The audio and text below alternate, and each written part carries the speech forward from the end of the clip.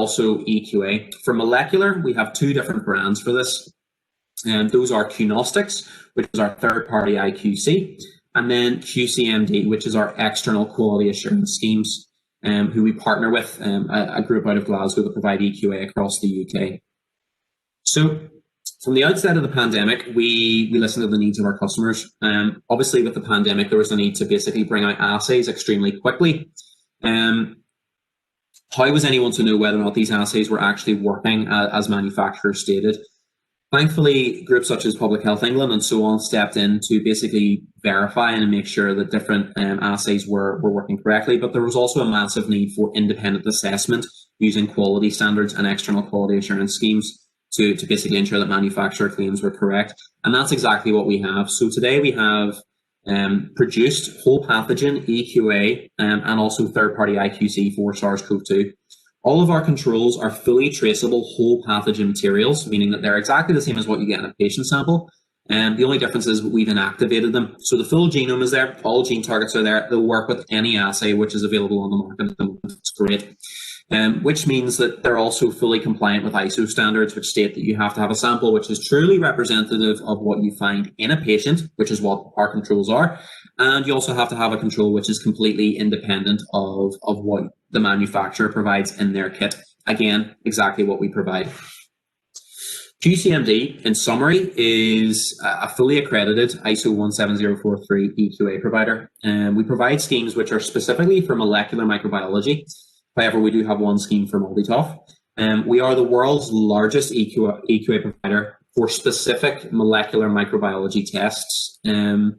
We provide EQA to clinical laboratories, reference laboratories, blood banks, academic institutions, national EQA schemes as well. We provide custom EQA schemes to international organizations. As I say, we do also offer a multi-TOF platform in addition to our molecular platforms. At present, we have over 90 programs that are used in over 100 countries globally, which means our peer groups are really good, big. The data that we produce is really good. And we have over 10,000 registrations globally. That has increased significantly in the last number of months with SARS-CoV-2. How the scheme operates is that we have a user who would be yourselves, and basically they would register with Randox to take part in an EQA scheme. We then distribute samples in panels to the participants, to yourselves. And you would then take those samples, which are liquid frozen, you would thaw them, you would run them on your analyzer and gain results. And we then use an online data return portal called the QCMD items portal to return results to us. Within 4 weeks, we will then provide individual reports for each panel which is returned to us, and we will basically generate a comparison report based on detection method to the users who took part in that EQA scheme. At the end of the year, we then provide a supplementary report which provides some expert commentary from diagnostic manufacturers, experts in the field, and so on how each EQA scheme was run, how different analyzers performed, what issues there were, and so on. So a real full encompassing EQA offering is what we offer there. We cover schemes for lots of different testing areas beyond SARS-CoV-2. We cover bloodborne viruses, congenital infections, emerging diseases, probably not very relevant for the UK, but they're still there, possibly for blood banking and so on. Immunocompromised associated infections, respiratory infections, transplant-associated diseases, CNS infections, drug-resistant organisms, gastrointestinal infections, sexually transmitted infections, and also multiple pathogen schemes. So we offer the ability to challenge multiple different organisms within a single EQA challenge, which is something we'll look at in a wee moment. So overall, we have various different features. We have the widest selection of programs available at the moment for EQA, for molecular. We provide frequency and flexibility of testing in our challenges. So you have the ability to have samples arrive at various different points throughout the year. It's completely up to you what you go for. We provide reports within 2 to 4 weeks of submission of results. We are fully accredited. We have an online user-friendly EQA management website, the items portal. We have a very high level of participation. So at the moment, well over 10,000 registrations. We have comprehensive reports, including comparisons. And we use whole pathogen organisms, meaning that all strains are covered at the relevant limits, and they'll work on any analyzer that's on the market at the moment. At the start of the pandemic, we offered a pilot EQA scheme. Basically, this was sent out in about April, March time. And basically it consisted of 8 different samples. Many of those people here today will have taken part. Basically, the quality assessment was focused on specificity. So as I say, we included non-SARS-CoV-2 coronavirus strains to basically assess how sensitive, or sorry, how specific certain assays were for SARS-CoV-2. And we also included serial dilutions going down to below what we believe to be the limit of detection of most assays, basically to stress sensitivity. What we provided was a real-time report. So as soon as you submitted your results, we would give you a report to basically tell you how you did very quickly. And then we've now provided a full EQA report, which provides performance and comparisons. We're really happy today to talk about the 2021 schemes that are coming out for 2021. And basically, we have new coronavirus schemes in a new format. So next year, we will have 4 schemes, 1 for each quarter. So our schemes generally run on a quarterly basis. But to give maximum flexibility and choice, we have the ability for users to take part in any number of EQA schemes for quarter 1, 2, 3, and 4. At the moment, we have the ability to take part in 2 schemes or all 4 schemes. Each scheme will consist of 5 samples, each of which are 1 mil, meaning that over the course of the year, you will be challenged basically on 20 different samples. Again, we are stressing both sensitivity and specificity of molecular assays for SARS-CoV-2 with these EQA schemes. Following with the trend of multiplexing, we do have a number of EQA schemes that facilitate this. So a new scheme for next year will be the QCMD 2021 Respiratory 1 Plus EQA scheme. And this is quite good. It's geared towards systems such as the Gene Expert, which run flu A, flu B, RSV, and SARS-CoV-2, and instruments such as the BioFire as well as large respiratory multiplexes, which I'm sure are being used in-house in many different laboratories across the UK. So these EQA schemes this EQA scheme will basically challenge users on influenza A, influenza B, RSV, and also SARS-CoV-2 as well, meaning that you're covering a large multiplex. Again, this will challenge on sensitivity and also the specificity of assays for these different organisms. This will distribute once next year in quarter 4, and there'll be 10 samples sent out with it. In addition to that, we have Respiratory 2 for 2021. This, again, for large respiratory multiplex, is to be used in conjunction with Respiratory 1 Plus. This includes samples such as metapneumovirus, respiratory adenoviruses, rhinoviruses, coronaviruses, enteroviruses, and parainfluenzas as well. This is offered in 2 different versions. We have a 1 challenge option, which will happen in quarter 3, 10 samples, or a 2 challenge option, which will happen in quarter 1 and quarter 3, 5 samples with each challenge. We also have Respiratory 3, which focuses on respiratory bacterial targets, again, stressing sensitivity and specificity, and again, available in 2 different options. A quarter 3 challenge, which will offer 10 samples, and then a 2 challenge option, which will offer 5 samples in quarter 1 and 5 samples in quarter 3. So with these 3 QA schemes, you can basically combine them together to cover pretty much any respiratory multiplex assay on the market at the moment. So now we're moving on to Qnostics. Qnostics is our range of third-party control solutions which cover a range of different infectious diseases. So we cover respiratory infections, transplant-associated diseases, gastrointestinal diseases, STI, CNS infections, and also bloodborne viruses. These QCs are designed specifically for use with molecular methods. We do have a lot of requests for IQC for serology. We do also have serology IQC that are a Randox core product, but these particular controls can only be used with molecular from Qnostics. The overall features, benefits, I suppose, of Qnostics are we have whole pathogen materials. So this basically means that all of our organisms contain the full organism genome, and they contain all gene targets. They can be processed just like a patient sample from extraction right the way through to detection. Because the full genome is there, all gene targets are there, they'll be used with any analyzer or assay on the market at the moment. They are fully inactivated, meaning that they are safe to handle. We inactivate them by heat treatment and irradiation. They are liquid frozen, which means they simply need to be placed on a roller once out of the freezer. They're thawed and then run neat into the machine. They're stable for 2 years, liquid frozen. So if you wish to store the material, you can do so for a period of about 2 years. We offer consolidation. So we offer a range of different molecular controls covering a wide variety of different testing areas, which is great because it means that you only need to use us for QC. The convention within molecular for a long time was to use a mix of pooled patient samples, different manufacturers for different targets. That isn't really required anymore. We do provide consolidation where we can act as a one-stop shop for both all of your QC needs, both IQC and EQA with Qnostics and QCMD.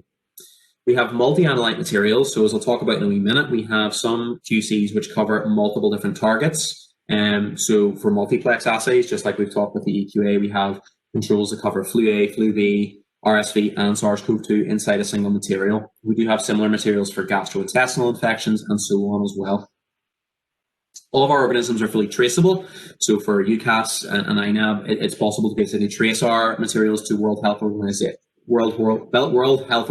standards where possible, and also reference materials where applicable as well.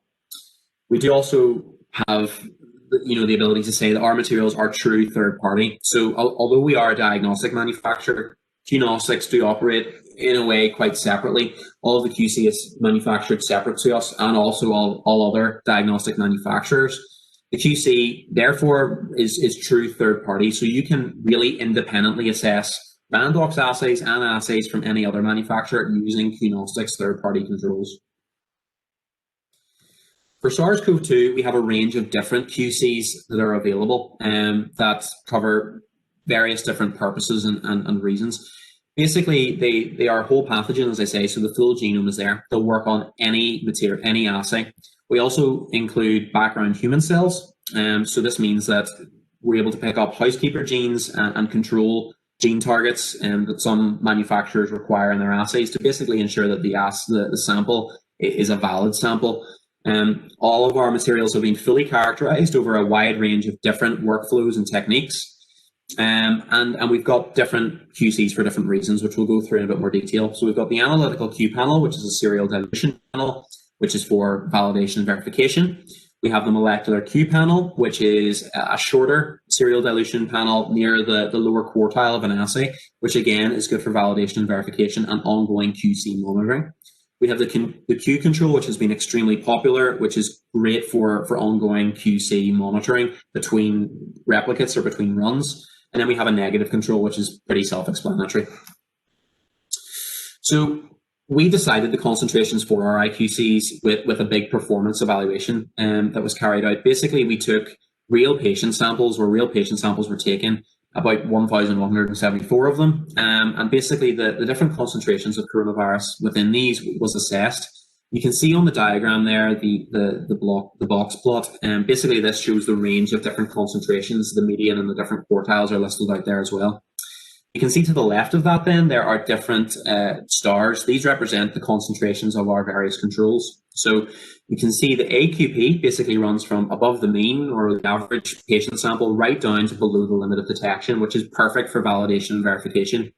The NQP, again, very good for validation and verification, runs from the lower quartile right the way down to below the limit of detection of most assays, which is good for routine monitoring, but also validation and verification. There's also the Q control, which sits just below the average of what a normal patient sample would be, which is excellent because it both stresses sensitivity, but it also stresses, the ability to generate replicate results over replicate runs with the QC. You can see in the next diagram, figure 1b basically shows the distribution of the different concentrations within the study, and you can see with the red star there where the Q control or the run control basically sits within that, showing that it's representative of a concentration just under what the average would be for a true patient sample we would find. The following table here is very interesting. So from QCMD, we obviously had a lot of different analyzers and testing groups being used. One of the samples within the EQA was exactly the same as what we provide within the Q control. And here we can see how that particular sample performed across different analyzer groups. So figure 3 basically demonstrates the comparison between analyzers using CT value. We can see that the control will work pretty much on any analyzer. All the main ones are represented here. We have basically abbreviated the names of the manufacturers to allow them to maintain their anonymity, but they're quite easily worked out. So if you look from left to right, we have Abbott, Altona, Qnostics, BD, Cepheid, Certex, Elitech, Qiagen, Roche, and so on. And you can see that there's a bit of variation between analyzers. This is normal. CT values generally do change and differ between different assay manufacturers because of a multitude of reasons, but we can see that our control will produce consistent results on any platform. So today, our SARS-CoV-2 controls are used by a wide range of customers across the UK and Ireland. They're used by Public Health England, NHS laboratories, the Lighthouse Laboratory Network, the COVID-19 Volunteer Testing Network, academic institutions, pharma, diagnostic manufacturers, and also other laboratories around the world. Our control products have been vital as qualitative third-party independent process controls for reagent batch acceptance, for system maintenance, as a training tool, for validation and verification of claims that are made by diagnostic manufacturers, and also for drawing comparisons between different instruments and assay manufacturers, something that has been very important across the HSE and the NHS when comparing different assays that are being used. Obviously, lots of different manufacturers have had to be called upon to meet the testing need, and ensuring that there's continuity between results between instruments is important, which is something that our QC allows you to assess. So today we're happy to announce some new controls that are coming out or that have already come out. These are the respiratory multiplex controls. So again, in the line with what we talk about multiplexing, we have new RTX controls. Each control kit basically contains 5 vials, each vial being 0.7 mil, and it's a consolidated multi-analyte material in each kit. So each kit will offer a material that offers various different organisms consolidated in that material. RTX1 Plus or RTX1 QC is basically consolidating influenza A, B, RSV, and SARS-CoV-2 into a single material.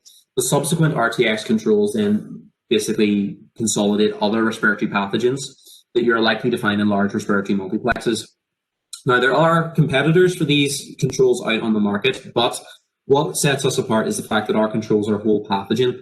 There is complications with adding lots of different organisms into a single material, and we have overcome those by basically dividing the organisms out into different kits. Sometimes when you add all the organisms into a single material, they compete, they block off each other, and they will produce negative results for some organisms. By combining them in separate different pools, as we have, we're able to maintain consistent positive results across a multitude of different systems using these QCs.